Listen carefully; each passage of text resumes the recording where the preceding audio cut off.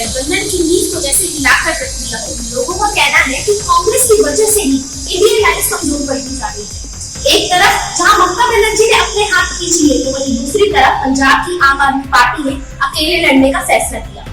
नीतीश कुमार के एनडीए में घर वापसी से महागठबंधन जैसे बिखर सा गया। तो चलिए जानते हैं लोगों से 2024 का आने वाला इलेक्शन किसके पक्ष में होने वाला है। तो आपको क्या लगता है इस बार हवा का रुख किस तरफ है, बीजेपी या विपक्ष?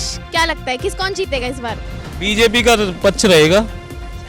क्योंकि बीजेपी सब काम करा रही है। जिस तरह से बीजेपी का काम है सभी देख रहे हैं, सभी लोग देख रहे हैं बीजेपी का काम। अयोध्या में राम मंदिर कभी नहीं आने वाला था, जो कि बीजेपी लेके आई थी। और नीतीश कुमार जी अब आपको पता है कि एनडीए में वापस आ चुके हैं। नीतीश कुमार जी इस वजह से आए कि उन्हें दिख गया कि बीजेपी में जाना जरूरी है, इस वजह से बीजेपी में आए हैं वो। और बीजेपी क्यों आएगी, कुछ काम बताएंगे आप? इस वजह से आएगी, अयोध्या का राम मंदिर लेके आए, उसके बाद में अब मथुरा में काम है उनका, उसके बाद काशी पहुंचेंगे। मथुरा का काम कराने के बाद में काशी पहुंचेंगे वो। तो उनका काम देखिए ना, सबसे पहले काम देखना चाहिए बीजेपी का काम क्या कर रही है बीजेपी। सभी लोग विपक्ष वाले कहते हैं कि महंगाई लेके आ रहे हैं, महंगाई लेके आ रहे हैं। उनके हाथ की बात नहीं है महंगाई, महंगाई तो ऊपर से होती है, उनके हाथ की बात नहीं है। विपक्ष में कोई ऐसे लग नहीं रहा, आने के चांसेस नहीं लग रहे? कोई भी चांस नहीं है किसी का आने का, जो भी आएगा बीजेपी आएगी। तो जनता जानती है राहुल गांधी की भारत जोड़ो यात्रा चल रही है, तो आपको क्या लगता है ये भारत जोड़ो यात्रा सफल होगी या फिर से बीजेपी बाजी मार जाएगी? देखिए मैम, कहने का मेरा मतलब यही है कि जितने भी दल हैं अपनी अपनी जगह पे सभी ठीक हैं, मगर बात करिए संगठन अगर अपना वो कर रहे हैं तो समाजवादी पार्टी की अब की बार विजय होगी। तो राहुल गांधी भारत जोड़ो यात्रा पर निकल गए हैं, हम सभी जानते हैं, मगर उनकी भारत जोड़ो यात्रा सफलता तो होती हुई दिख नहीं रही है। तो क्या लगता है आपको राहुल गांधी की भारत जोड़ो यात्रा होगी या फिर से बीजेपी दोबारा से जीतने के चांसेस बढ़ गए हैं? और ये भी है कि अब आपको पता है नीतीश कुमार वापस एनडीए में आ गए हैं, है ना? और तो आपका इस पे क्या राय है, पहले ये बताइए।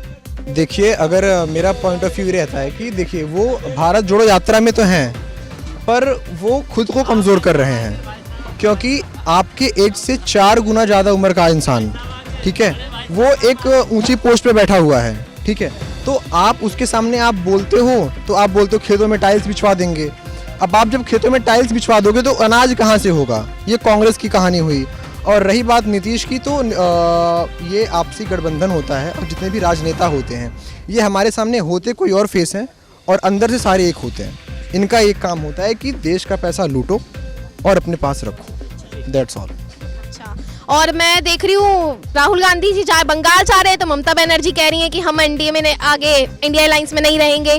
अब तो सिलेंडर लेके भी घूम रही थी ममता बनर्जी, तो सिलेंडर लेके भारत जब वो आई थी तो सिलेंडर लेके भी रोडों पे आई थी, तो फिर क्यों नहीं ममता बनर्जी ने कुछ किया? इसका भी तो जवाब चाहिए ना। सिलेंडर लेके रोड पे क्यों घूमी थी ममता बनर्जी? इसका भी जवाब होना चाहिए। वही कह रहे हैं कि राहुल गांधी जिधर जा रहे हैं लग रहा है कि राहुल गांधी का पैर सही नहीं है, क्योंकि बंगाल जा रहे हैं तो ममता बनर्जी मुकर रही हैं, अपना बिहार जा रहे हैं तो नीतीश कुमार अब सब जानते हैं कि एनडीए छोड़ एनडीए में आ गए हैं। तो क्या अब हम इससे क्या समझें? हवा देखकर नेता अपनी पार्टियां बदल रहे हैं, तो कुछ अपनी रणनीतियां बदल रहे हैं, मगर फैसला जनता को करना है। वो कहते हैं ना, ये पब्लिक है, सब जानती है। मैं अंशिका बसी, इंडिया न्यूज़ से।